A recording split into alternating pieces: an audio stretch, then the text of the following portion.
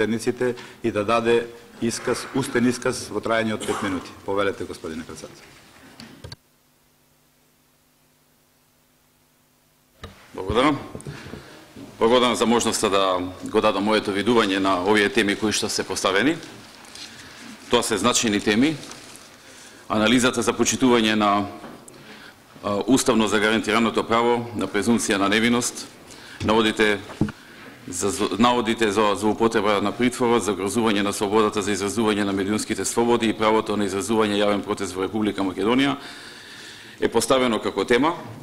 Она што сакам да го спомнам е дека Република Македонија во минатите години прави сериозен напредок во делот на судството, кое што е директно поврзано со првата тема, поврзана со презумпцијата на невиност и со наводите за злоупотреба на притвор. Оно што сакам да го нагласам е дека јас не сум тој кој што треба да оцени дали некаде имало или немало злоупотреба на притвор. Јас сум дел од извршната власт и од таа гледна точка можам само да ги погледнам анализите колку луѓе биле во притвор, да речеме во оваа година. Од сите судски пресуди, од статистиките покажува дека помалку од 1% од луѓето кои што биле во судска процедура, против кои што биле потегнати процедури, добиле притвор, помалку од 1%. Она што можам јас да го кажам е дека ние како влада се трудиме максимално да ги подобриме условите преку нови или измена на постојните закони, со кои што услови ќе се подобри ефикасноста, ажурноста, се разбира и правичноста во судовите и ќе се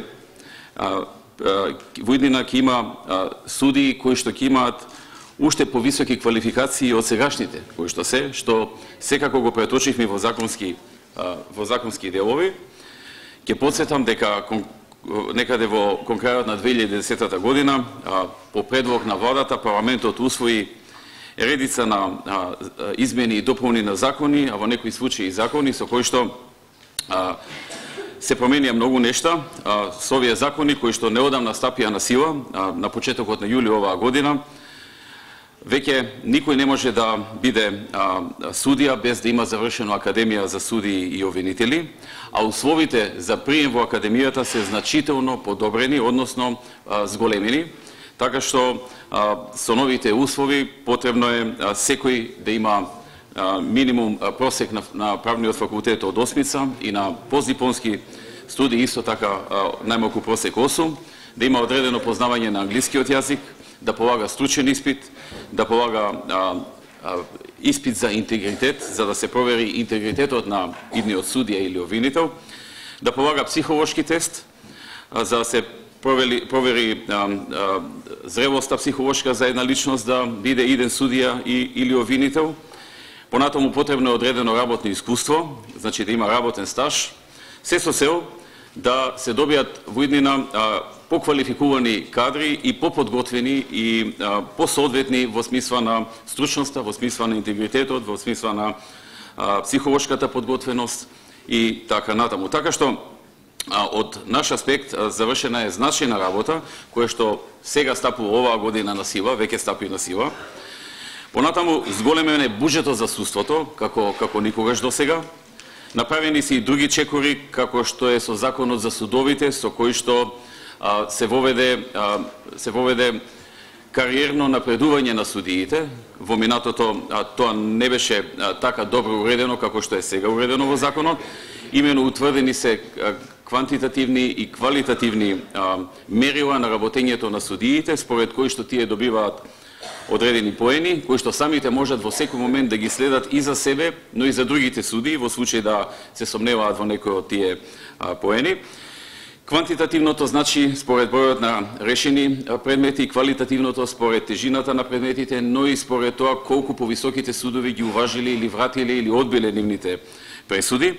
Така што такво следење на работата на судиите и од квалитативен и од квантитативен аспект никогаш немало во Република Македонија, и тоа е една нова етапа, нова фаза во развојот на македонското судство и во неговата во неговата ефикасност и во неговата следење на квалитетот и на исправноста на донесените одлуки. Покрај ова, зголемен е бројот на обуките во судството, за судиите, за обвинителите, обуки како во рамките на Академијата за судии и обвинители, така и тренинг надвор од Република Македонија. Она што исто така сакам да го кажам е дека во делот на медиумите донесен е законот за декриминализација на клеветата. Веројатно толку ми е дозволено време. Благодарам.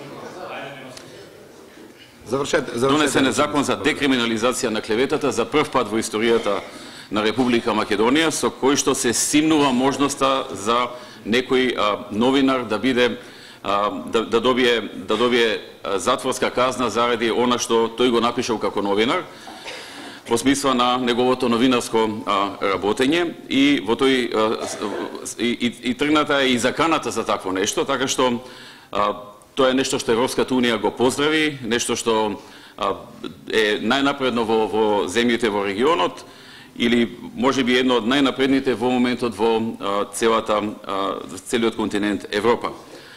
Така да тоа се неколку работи што вака сакав да ги нафавам во воведната расправа, подготвен сум да одговорам на вашите прашања. Благодарам, господине председателе, на вашиот устен исказ. Почитувани колеги, повелете 10 минути за поставување на прашања и одговори кои се поврзани со темата на надзорната расправа. Прв прашање ќе поставува пратеникот Игор Ивановски. Повелете, колега Ивановски. Ако може некој да седне тука или таму. Јас треба да станам?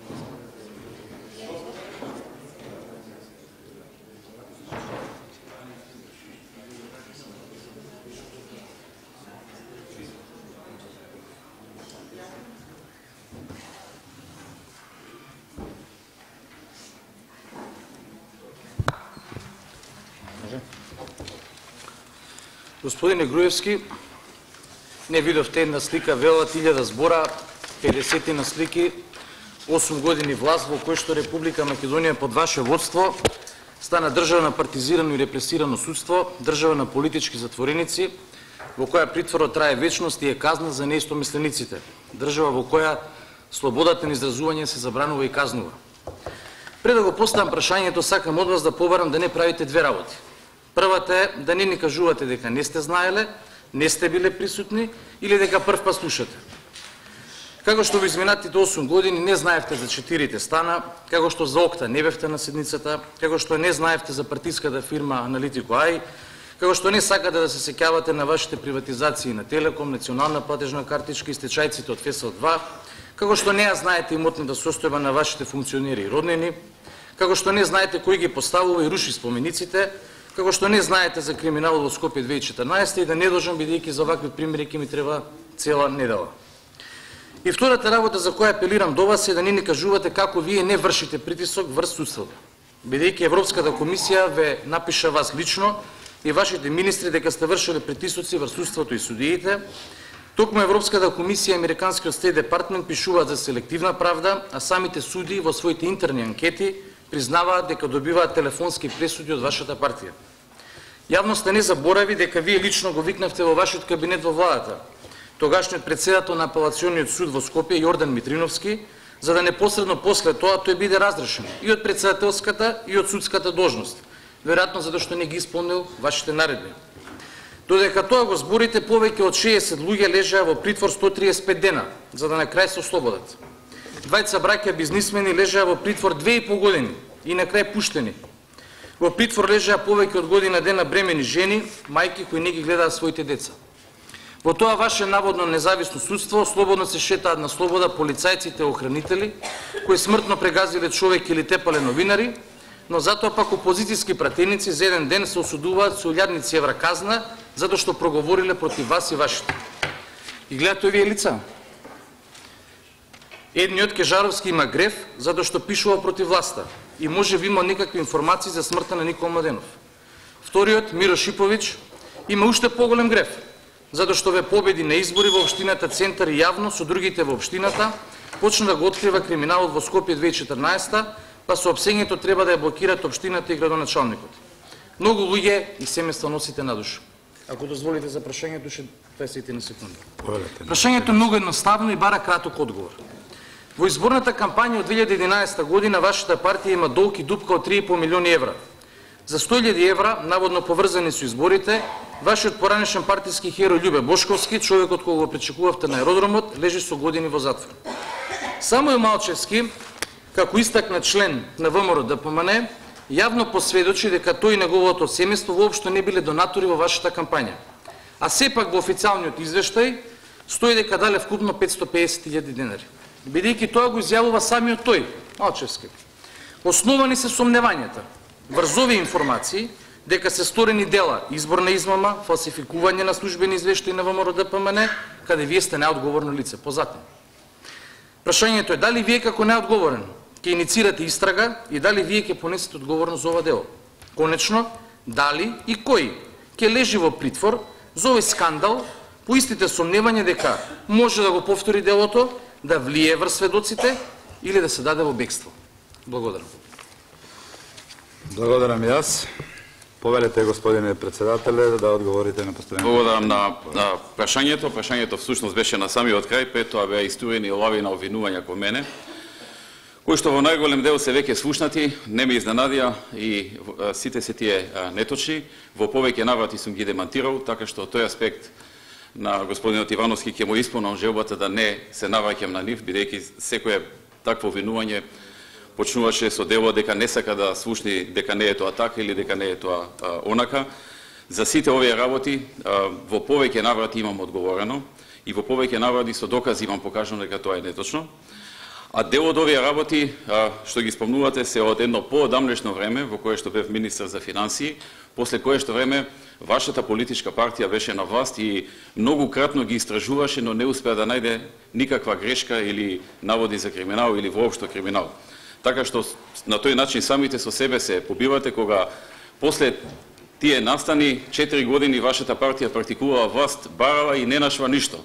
А денеска повторно се повикувате на истите работи, за кои што самите знаете дека не најдовте ништо. Така што, еве, ќе ви исполнам таа желба и нема да се навратам на работи на кои што многу пати досега сум одговорил, сум аргументирал и јавноста веќе тоа го има разбрано и прифатено. Во однос на вашето обвинување дека и вашиот наод, односно исказ дека има некаква неправилност во работењето на партијата, чии што председател сум јас, ВМРО ДПМН, и во однос на искажаните работи поврзани со наводни 100.000 евра, изјави на поединци и така натаму, сакам да ви кажам дека како и секогаш и сега, ние како партија стоиме отворени за сите институции да ги проверат на одити и да проверат дали е тоа така. Впрочем, како што тоа и го прават. Државниот завод за ревизија редовно секоја година ги проверува сите политички партии, меѓу кои што и ВМРО ДПМН и досега наод, како што вие кажувате, не е пронајден, затоа што целото работење на партијата е законски и согласно сите прописи во Република Македонија.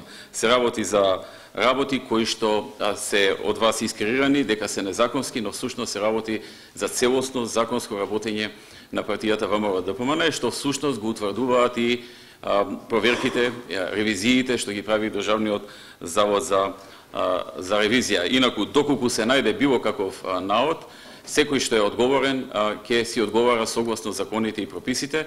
Доколку судот одлучи дека треба да добие притвор, ќе добие притвор. Доколку одлучи дека не треба да добие притвор, веројатно нема да му додели притвор и во никој случај, како и секогаш досега, така и во иднина не би се мешале во било какво одлучување на судот, во случај нешто да биде откриено. Но еве досега сите проверки укажуваат дека такви работи какви што вие посочувате не постојат.